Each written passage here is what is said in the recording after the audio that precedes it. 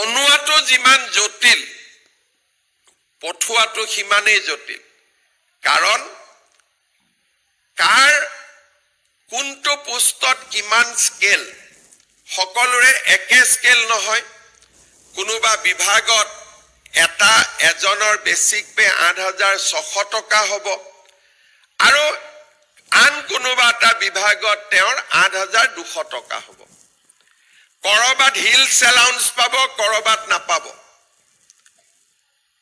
কৰবাত গলে সেই প্ৰাৰ্থীগৰাকী যিজন তাত যদি এজন জেনাৰেল মানুহ আমি তাত পঠাও ওবিসিৰ পোষ্টত কোনোবা এটা জায়গাত যদি ওবিসিৰ পোষ্টজন কমি যায় তাতো আদালতত গোচৰ হোৱাৰ সম্ভাৱনা থাকিব পৰীক্ষা পতা আৰু ৰিজাল্ট দিয়াটো যিমান কষ্টকৰ আছিল তাতকৈ বেছি কষ্টকৰ আছিল বিভাগ আৰু বিভাগে একজেক্ট অফিসটোলৈকে মানুহজন আবলতন দিয়া কাৰণ ইয়াত কেনেকুৱা শ্ৰীভূমি জিলাৰ কোনোবা এখন কলেজৰো পোষ্ট আছে ধুবুৰীৰ কোনোবা এখন ডিসি কোৰ্টৰ পোষ্ট আছে কোনোবা গুৰেশ্বৰত পিডব্লিউডিৰ পোষ্ট আছে আমি যদি ইয়াত চাব যাওঁ আমাৰ ৪২টা বিভাগত আৰু বিভাগৰ তলত থকা ডাইৰেক্টৰেটৰ তলত থকা নিৰ্দিষ্ট কাৰ্যালয়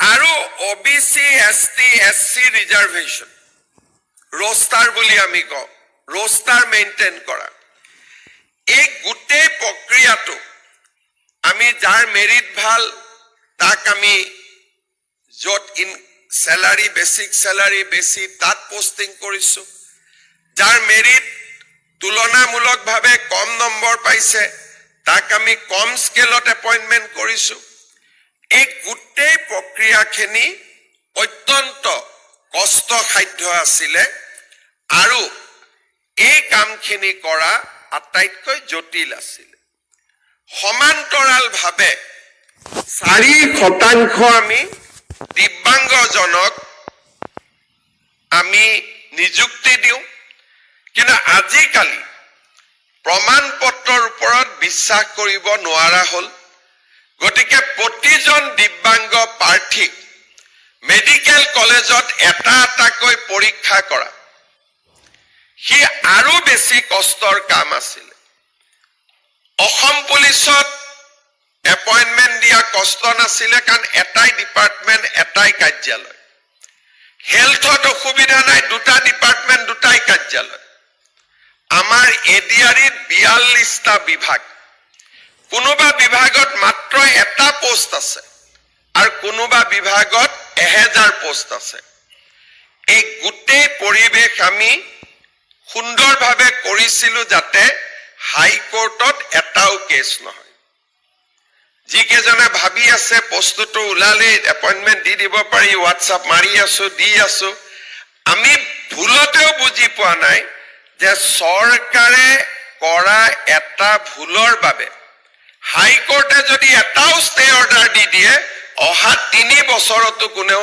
চাকৰি নাপালেহেঁতেন কোনোবাই কৈ আছে যে দাদা মই প্ৰাইভেটত কাম কৰিছিলো ৰিজাইন দি দিলো গতিকে এতিয়া দৰমহা পোৱা নাই এই যিবিলাক যুক্তি এই যুক্তিবিলাক এক জায়গাত কিন্তু হাইকোৰ্টত যদি আজি ৰাতিপুৱা আমি ইয়াত এপইন্টমেন্ট লেটাৰ দিব আহিছো এজন লৰাই যদি কোৰ্টত কেছ এটা কৰি ষ্টে অৰ্ডাৰ লৈ আহে আমি ৩ বছৰতো চাকৰি নাপালোহেঁতেন আৰু এনেকুৱা উদাহৰণ আছে ১৫ বছৰতো লৰাই চাকৰি পোৱা নাই এবাৰ হাইকোৰ্ট হোৱাৰ পিছত এবছৰ দুবছৰটো সৰু কথা কেতিয়াবা বহুত আমাৰ হাইকোৰ্টত কেছ আছে ১৫ বছৰতো নিষ্পত্তি হোৱা নাই ষ্টে অৰ্ডাৰ ষ্টে লাগি আছে চাকৰি পাম বুলি বিয়া বাৰু কৰালে লৰা ছোৱালীও হ'ল লৰা ছোৱালী এতিয়া মেট্ৰিক পৰীক্ষা দিছে কিন্তু এপইন্টমেন্ট লেটাৰখন দেখা পোৱা নাই ৰিজাল্টটো আছে কিন্তু পাছ কৰা বুলি গতিকে আমি যদি কাবাক আমি কৈছো যে চাকৰি দিম আমি এনেকে দিব লাগিব যাতে সঁচাই আমি চাকৰি চাকৰিটো পাব পাৰো, দৰমহা পাব পাৰো। এনেই যদি আমি দিওঁ আৰু কাগজ হৈ যায়, তাৰতো কোনো মূল্য নাথাকে। আজি আপোনালোকক আমি জনাব খোজো যে মই মুখ্যমন্ত্ৰী হোৱাৰ পিছত 1.5 লাখ ল'ৰা ছোৱালীক চাকৰি দিছো, এটাও হাইকোৰ্ট কেছ হোৱা নাই। কিয় কেছ হোৱা নাই? প্ৰথম, সকলোৱে জানে যে আমি কাৰোৰ পৰা পাণ তামোল এখনো নাখাওঁ চাকৰিৰ নামত, সকলোৱে জানে। দ্বিতীয়তে, আমি নিয়ম সম্পূৰ্ণৰূপে পালন কৰিম। তৃতীয়, যদি কোনোবাই কয় মই বহীখন চাব লাগে, নম্বৰ চাব লাগে, কাট অফ চাব লাগে, আমাৰ ক'তোৱে একো আপত্তি নাই। আমি ইমান স্বচ্ছতাৰ মাজেৰে পৰীক্ষা পাতিছো যে আমি কোনেও কাকো চিনিও নাপাওঁ, জানিও নাপাওঁ। ইয়াত কোনোবা আমাৰ মন্ত্ৰী MLA খুলখালিয়েক আছে নেকি? ইয়াতে কোনোবা? কোনোতো নাই। তাৰমানে আমি কাকো চিনিয়ে নাপাওঁ। চাকৰি পোৱাৰ পিছত দুই এজনে মিটিঙত গ'লে দেউতাক মাকে কয় যে মোৰ ল'ৰাটোৱে চাকৰি পাইছে। কালি এজন মাক এগৰাকীক পাইছিলো, মোৰ ল'ৰাই অহাকালি নিযুক্তি ল'বলৈ যাব বুলি কৈছে। তেনেকেহে চিনাকি, বাকী একো চিনিয়ে নাপাওঁ কাকো। কেতিয়াবা মনত বেয়াও লাগে যে সমষ্টিৰ এটা ল'ৰাকো চাকৰি দিব পৰা নাই, আমাৰ লগত লাগি থকা ল'ৰাবিলাককো দিব পৰা নাই। সব মন্ত্ৰী MLAৰ মাজে মাজে টেনচনো থাকে। আমাৰ লগত যিবিলাক ল'ৰা, এইকেইটা দিন আপোনালোকে দেখিছে বিজেপিৰ খুব ৱাল ৰাইটিং হৈ আছে। যিবিলাক ল'ৰাই ৱাল ৰাইটিং কৰে, তেওঁলোকে আশা কৰে যে আমাক মন্ত্ৰী হলে, বিধায়ক হলে, পাৰ্টি আহিলে আমাক চাকৰিটো দিব। কিন্তু আমি তেওঁলোককো চাকৰি দিয়া নাই, কাৰণ আমি অসমৰ কাৰণে ভাল চিন্তা কৰিছো। আমি সদায় কওঁ, আমি বিজেপি দলত আমাৰ এটাই শ্লোগান, ৰাষ্ট্ৰ বা সমাজ প্ৰথম, পাৰ্টি দ্বিতীয় আৰু ব্যক্তি তৃতীয়। সেইকাৰণে আমি সদায় ৰাষ্ট্ৰক বা সমাজক আটাইতকৈ বেছি গুৰুত্ব দিওঁ।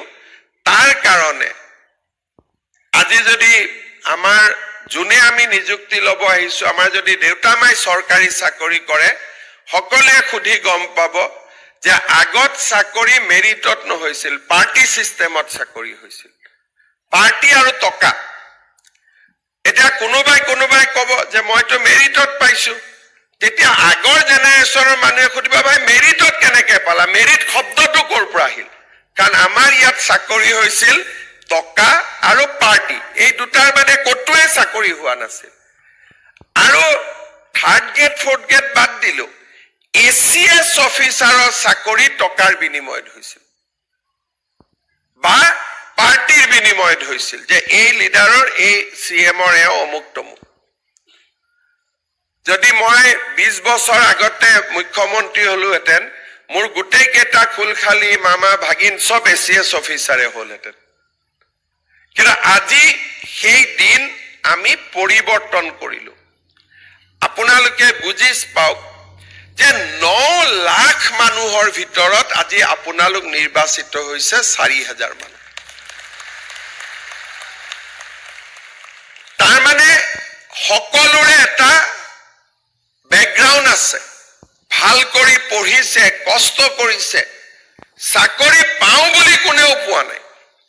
আৰু আজি বহুতে কয়, বহুতে ময়ো মাজে মাজে ভাবো যে ঠিক আছে, কিন্তু এই চাকৰিখিনি স্বচ্ছতা হোৱাৰ ফলত আমাৰ আৰু এটা কি লাভ হৈছে, যেতিয়া ল'ৰা ছোৱালীয়ে স্কুলত পঢ়িব আৰম্ভ কৰিছে, যে নহয় পঢ়িলে চাকৰি পায়। আগতে অসমত এটা ধাৰণা হৈছিলে যে পঢ়িলে চাকৰি নাপায়, গতিকে পঢ়ো কিয়? মাকে কয় ভাল কৰি পঢ়, ল'ৰাই কয় মা পঢ়িলে ক'ত চাকৰি পাম, গতিকে মাটিডোখৰ ৰেডি কৰি থোৱা, মাটিটো বিক্ৰী কৰিয়ে ল'ব লাগিব চাকৰি। এতিয়া মই টিভিত দেখিছো সকলোৱে চাকৰি পাইছে, ৰিক্সা চালকৰ ল'ৰা, ঠেলা চালকৰ ল'ৰা, কৃষকৰ ল'ৰা, বজাৰত দোকান দিয়া ব্যৱসায়ী ল'ৰা আৰু মধ্যবিত্ত পৰিয়ালৰ ল'ৰা ছোৱালীও। আজি চৰকাৰী চাকৰিত সকলো শ্ৰেণীৰ লোকে মেৰিটৰ ভিত্তিত চাকৰি পাব পাৰিছে আৰু মই আজি